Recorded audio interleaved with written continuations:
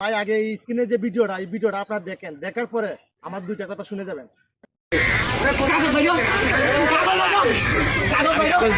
ভাই আমার বউ আমার 4 বছরের সংসার, আমার বাচ্চা 2.5 বছরের বাচ্চা।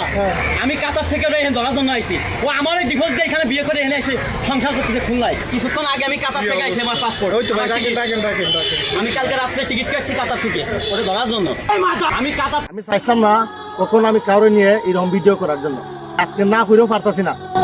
এই পুরুষটা আজকে তার পরিবারের সুখের জন্য সে 5 লক্ষ টাকা ঋণ করে আজকে সে প্রবাসে চলে গেছে। সে মহিলাটা আজকে অন্য একটা পুরুষের সাথে পরক্রিয়া করে।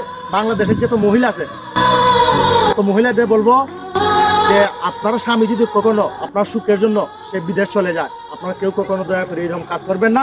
আজকে এই মেয়েটা কাজ করার পরে সে নিজে ভুলটা নিজে বুঝতেছে কি কাজটা করলো। আর এই ধরনের নষ্ট মহিলা হল দুনিয়ার তখন থেকে তারা বিষ খাইয়া মরা উচিত।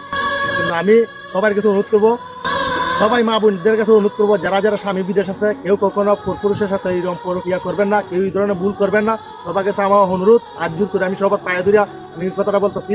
আর যারা যারা ভিডিওটা ভালো লাগে ভিডিওটা শেয়ার করে দিবেন, অন্য ভাইদেরকে দেখার সুযোগ করে দিবেন। আর ভিডিওটা এমন ভাবে শেয়ার চাই আমাদের প্রবাসের আলমগীর ভাইয়ের কাছে আমার ভিডিওটা পৌঁছার জন্য আপনারা এই ব্যবস্থা করে দিবেন।